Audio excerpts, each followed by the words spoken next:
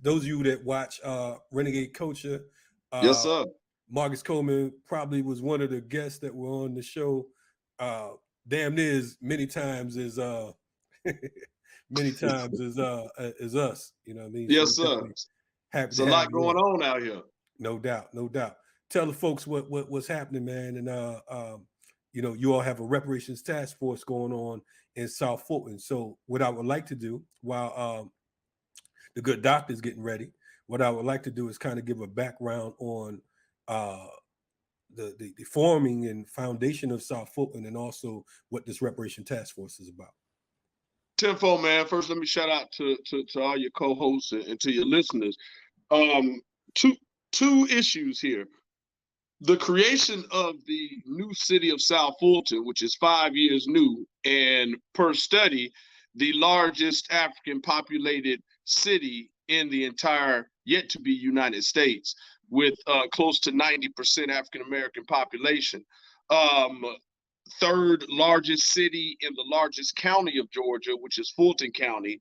Third only to Atlanta first, Alpharetta second. In the entire state of Georgia, we're the fifth largest city out the gate. A lot of people don't really know what's going on. We got a lot of chaos and growing pains happening, but that's to be expected.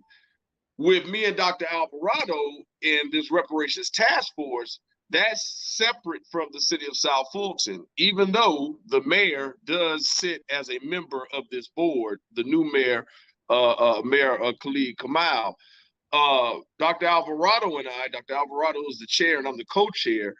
We represent the first ever in the country, these yet to be United States again, the first ever county reparations task force. So for clarity, this task force is up under the Fulton County government, not the city of South Fulton. But I'm personally proud of the creation of the city of South Fulton as well. But the reparations task force it encompasses 15 cities in Fulton County, and it is a 4-member board. Okay, cool. So, okay, this reparation task force, you know, for the naysayers, because you talking about reparations, that's a heavy word, you know what I Simple, mean, and simple. especially when you're talking about something that is you've been I don't want to say sanctioned, but you've been confirmed by the by Fulton County. You know Simple. what brought this on, and welcome back to the screen, Dr. Alvarado. Thank you. Okay, and for folks, everyone know we know Marcus already, but real quick, and I'll get back to that question again. For folks who are checking us out, Dr. Alvarado, you are a professor where, and give us a little bit of background if you don't mind. Yes, at Morehouse College, I'm a professor of Africana Studies, and I've done a number of work, a number of exhibitions. I'm a museum curator as well. And so I also am the founder and CEO of a nonprofit called Preserve Black Atlanta. Okay. So we're responsible for documenting the history of Atlanta, and we do that through research, through buildings, through exhibitions. So yes, so preservation is reparations. Oh yeah, no doubt. Preserving Black Atlanta. I mean that right there. It sounds like you saying, "Hey man, we opening up a dinosaur museum," because the way things are going right now, Black folks are looking kind of extinct these days. So Well, there's a big movement in the museum profession. Well, at least there's a call. I wouldn't say a movement. There's a call for the repatriation of artifacts from Indigenous and African people. Wow. So I want to get in on that movement. Cool. We definitely want to talk about that as well. Reparations. What brought about this idea for, you know, you all talking about, especially in Georgia. I mean, I know these white folks like y'all tripping. Y'all want a Black governor. Y'all already got a Black mayor. You know what I'm saying? Now you talking about reparations. What's the deal with that? Well, first I think we need to shout out the Commissioner Marvin Arrington Jr., who is responsible for drafting and passing this legislation, with I know it being co-sponsored by Commissioner Natalie Hall. Man, a couple of years ago, my organization Save Ourselves had we were doing until this pandemic hit, we were doing youth initiatives, like at least on a quarterly basis, called Operation Break Bread. And I had which is a free breakfast, viewing video and audio clips of whatever the topic may be, followed by a panel and audience engaged discussion. And so I had reparations as the topic, and had Commissioner Arrington.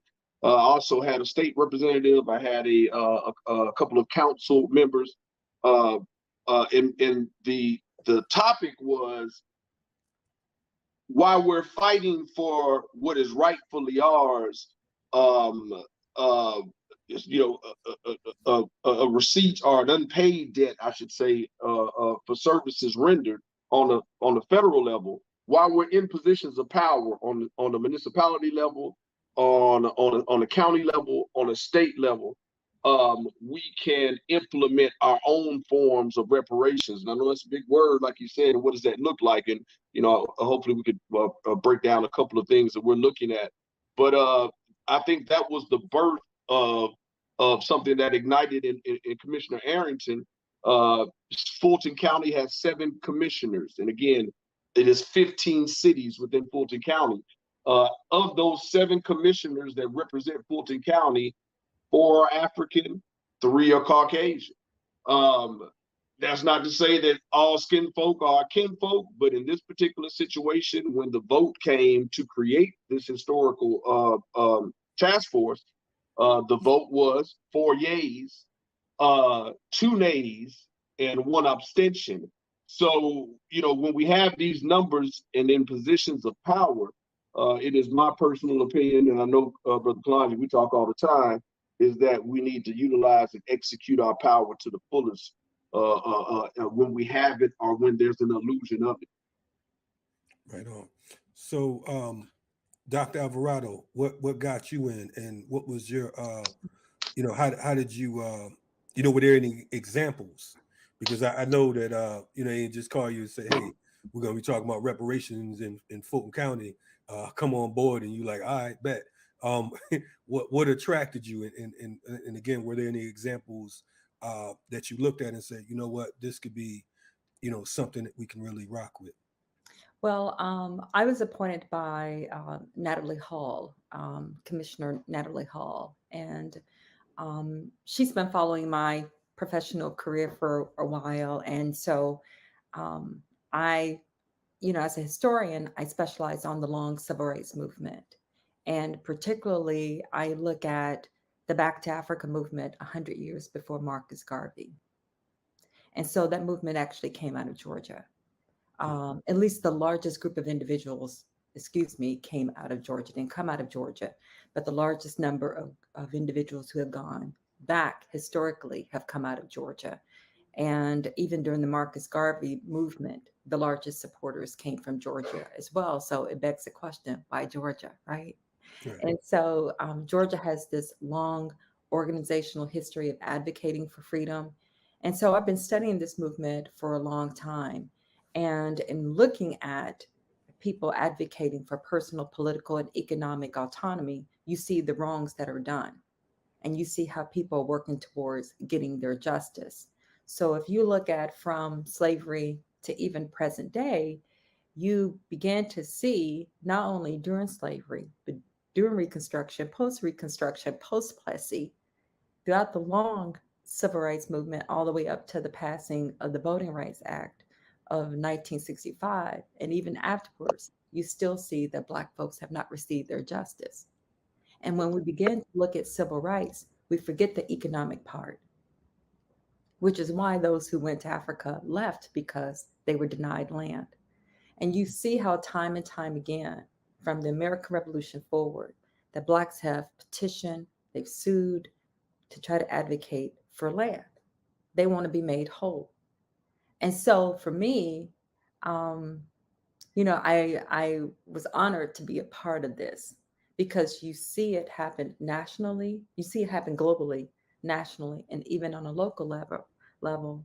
And so right now in Atlanta, there's a group of individuals that I'm involved with who are fighting for economic and social justice for those who were um, placed on Georgia's chain gang during the prison system. So after slavery ended, Georgia actually passed a law in order to exploit convict labor, which is clearly defined in the 13th Amendment that this is permissible, that individuals can still be enslaved, and their labor can still be exploited. So we see it firsthand here in Atlanta. So with the county jails actually contract out individuals who actually produce services, convict services and goods, and individuals make a profit off of it. And in the process, you see how men, women, and children were giving unfair and long sentences to be able to fill the labor for those who actually had contracts with the county. So the county, when you look at what is going on, to Marcus's point, you have to look at what's going on the county level in order to see how people are denied services and at the same time being denied their personal, political, and economic autonomy. And that's what I'm here to fight for. Wow, that's heavy duty, and I'm glad that you laid it out the way you did, because again, the argument is, it's a clear argument.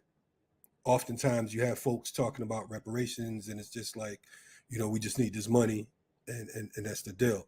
One of the things that when I think of reparations as an organizer, my first order of operation goes back to what you said in regards to the prisons.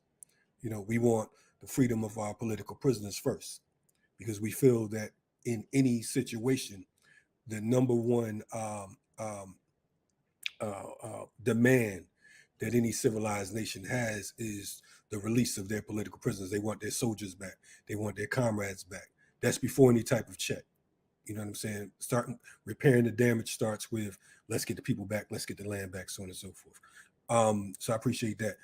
Marcus, so, I spoke to you, you told me about, we all heard about the situation out in California. For folks who live on a different planet, or they watch Fox News and they don't get the chance to see what's really going on in the world today, give us some background to that particular situation, and let us know if you had any contact with the players in that particular role. Yeah, man.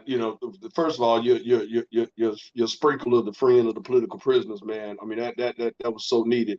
I know Dr. A and I have been, as she laid it out, reparations is such a broad scope, but you can't speak reparations without the prison system, the prison industrial complex, right? So, and then you stated land. Well, brother, that has been one of my areas of concentration since entering this thing. Is free the land, free the land, free the land, right? And we have an example. At first, let me make sure I say this, because you said people can be very critical. We're not acting like we've got the end all tell all, and that's why we're glad, to be on this platform. We hope that people, once they become educated of this historical thing that we're doing down here, that they can shovel more coal in the engine for us, because we do have a very unique opportunity. But out in LA County of California, there's a property known by Bruce's Beach, which is some beachfront property, several acreages that is actually in the final stages now of being given back to the rightful and the original owners, the Bruces, a Black family. This a beachfront property in the most plush part of LA County was seized through eminent domain. Look it up. There's a whole history in on how the county actually acquired this land. But there's a supervisor by the name of Janice Hahn. LA County supervisor is the equivalent of a Fulton County commissioner. And so this is a Caucasian female. She was approached about the theft of this land. And that's been a little under a year ago. And they are currently in the process, Governor Newsom, this land was protected by the county. And so it was seized by the particular city. Then the county acquired it, and then it got protection by the state. So Governor Newsom of California had to release the property so the county would be able to gift this stolen property back. And there's mentioning of one of us traveling down to LA County in the next couple of weeks when they actually have the deed giving ceremony. Why is that important other than the historical nature of it? If LA County, California, has 300 plus stolen acreage of land, what the hell you think Fulton County, Georgia is going to have? So we had them on as our guest. We have monthly meetings. We've had about 6 now. It took a minute to draft and finalize the bylaws, but we had them on as our guests, them meaning the supervisor, Janice Hahn, and her team, and they gave us a detailed presentation, brother, on how they actually and legally the steps they took to give this land back. So what's good for the goose is damn sure good for the gander. So we will be in the very near future going over the archives and land that is owned by Fulton County. And make no mistake about it, and I'll pause and get Dr. A's response. Everybody ain't happy about this thing right here. And we get ready to dig up some old bones. And again, man, that's why I appreciate, because I know how strong your network and your platform and your people and stuff are. When I say your people are my people, but you know how we've been rocking this thing as far as, you know, being able to come together and bring folks together who may not normally meet. Because when this hits the fan, we're going to need the support of the people. But remember, politically, we do have the power, and we have a great opportunity right now. So my position is giving back land, finding stolen land. There's other positions of scholarships that have been discussed. Dr. A mentioned the prison industrial complex. And so we're trying to chisel and narrow down to some core categories that we can present to this commission to be voted on. Okay, so we're talking about for clarity, the term on the task force, on the reparation task force in Fulton County is 2 years. Correct. Okay. Do you all have a budget through the county, or what's the situation, or was that still the fight because you're dealing with the right? Well, I'll say this, and I'll hush, Dr. A. I'll say this real quick. We are at the stage now of getting ready to present certain things that we know that this task force needs. And so I'll pause and I'll yield to Dr. A. Okay. No, you answered it. So, so we haven't been given a budget yet. So we're for right now, we're actually laying the foundation. And to Marcus's point, you know, it's looking at multiple categories where we can see where restitution can be made. So one of the things that we've asked the county to do is to allow us to have access to resources that can help to make the case. Mm-hmm. So you're going to need the empirical data. You're going to need the documents in order to prove that a wrong was committed. And so, you know, that's what we plan to do. And we also ask that the county allows their staff members. It's for the county to have certain staff members to commit X number of hours toward assisting us in making the case for restitutions / reparations when we see that a wrong has been committed. Probably the greatest challenge would be not finding the resources, but if the resources are still available. So that may be the greatest challenge. And I love what Marcus has just laid out, I mean, about what happened with Bruce Beach. And I think what's important for counties, for those who are outside, who do not live in Atlanta. I mean, when you look at the county level, what we see with Bruce Beach is that what we see with Superintendent Hahn is that she recognized the power that she had, and she used it in order to make a family whole, in order to make a people whole.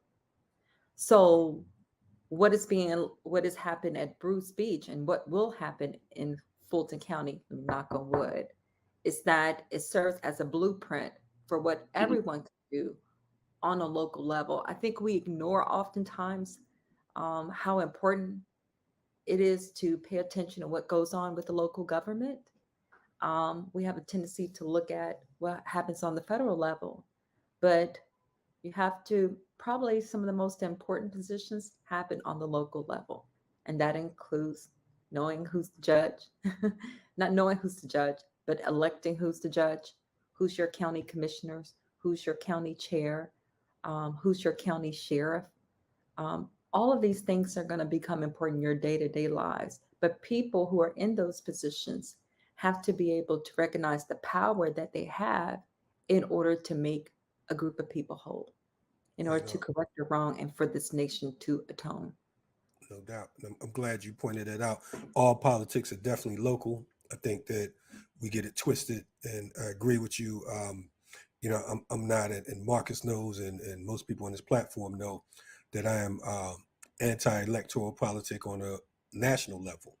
However, the importance of being able to know who you're dealing with on a local level and being able to reach them and not allowing them to get away with things based on you know, whose friend they are, or who they cool with, or you know, what singer, rapper, athlete backs them. You know what I mean? We have the opportunity to deal with them firsthand. Do you all know how long did it take for the Bruce's Beach situation to come into fruition as far as that fight? Anybody, you guys know how long that took? I know it's around a year. I'm sure the fight was, you know, going on underground, so to speak, much longer than that. But the freedom fighters that got it to the point of national status, I know it took about a year. You know, it's made all type of news, TMZ, and so on and forth, and so on and so forth. But what I'll do to you, brother, when we're done, I want to send you, because they gave us the presentation that Supervisor Hahn actually presented, and it's just the historical background. I mean, you know, it's something to see, because we know this is taking place, you know, millions of times, you know, so to speak, and to just have a tangible victory here. And let me just say this, I was skeptical about this thing. You know, there's a lot of criticism about this thing. Oh, this is some BS. This is some rhetoric. This is some, you know, they got to break off some money. I don't mean pay reparations. We're working towards. I'm talking about for the studies, for the research. There has to be a budget in order for this thing to be legit. And that's one thing that I stress to Commissioner Arrington. And again, man, it's taking us about a month to lay. Excuse me, a couple of months, because we only meet once a month, to lay the blueprint, which is the bylaws, all the paperwork that you have to go through that can sometimes be frustrating. But this month is when we had LA County on. I think we've got a clear understanding of what our concentration areas are. Janae Wilburn and Mayor Khalid Kamal, I might have mentioned them before, are the two other task force members. Keep in mind, for your listeners, the 3 Caucasian commissioners failed to make any type of appointment. I'll say that one more time. I told you the vote to get it was 4-2 to an abstention. But when it came time, each commissioner was to appoint a member to the board. We've got 4 appointees from the Africans and 3 no appointees from the Caucasians. This is just facts, you know, we're not being racial here. But I think that was a major mistake, because I know personally, Dr. A, we've spoken about this, Brother Kalanji, we have too. But if I'm in a position of power, leadership, a county commissioner, and I'm opposed to something, I'm damn sure gonna have somebody on there to see what's going on. So these folks were so arrogant that they didn't even make an appointment to the board. They didn't even say some of my best friends are black. They didn't even get down like that. Wow, that's just a little info. So we're gonna make it do what it do, sir. No doubt. Hopefully we can get the folks from California on board as well. We'd love to have them on as well. So, perhaps you all can make that connection. Please keep us posted. And I would ask a final question to Dr. Alvarado. What is the ultimate goal, for the naysayers, for all the good white folks out here that's like, you Africans lost your mind, and I don't even believe you talk about some reparations. I remember being in Savannah one time. We was fighting for Troy Davis, and some white folks told us that we freed you. What else you want? I was told that to my face. I didn't know the directions on how to get out of there, so someone left without an eye jamming. But I mean, what's the ultimate goal? Economic freedom. Economic freedom. Economic freedom. Right. That gives me everything else. It's economic freedom, economic autonomy. And so that's the power part, economic power. And for us to undo a wrong that had been committed over and over and over again. And at some point, those who were the profiteers of slavery and social injustice, they have to pay the cost for the wrongs committed by those from years ago. There has to be some generation, and I'm talking about those who are white, who have to pay the price for what they have come to benefit from. So, and at some point, the descendants of those who were wronged, okay, have to demand justice. So I think I was brought into this world for that purpose, as well as Marcus. And so we have to be the ones in order to take advantage of this opportunity. And it would be so unfortunate if we miss this moment in order to make it happen. We have the votes. It's the right time. We got the right people. We got the right spirit. We just need to make it happen. That's right on, man. We definitely, glad that you all are taking on this fight, because we know it's a rough fight. And to your point about those descendants who have parlayed an empire and who have benefited, either they should, one, pay what is owed, or they should be charged with receiving stolen goods. Because we know that if any of us had taken on anything that didn't belong to us, regardless of when it was, then they'd be coming to get it back. So, we appreciate you all for joining us. Please keep us posted.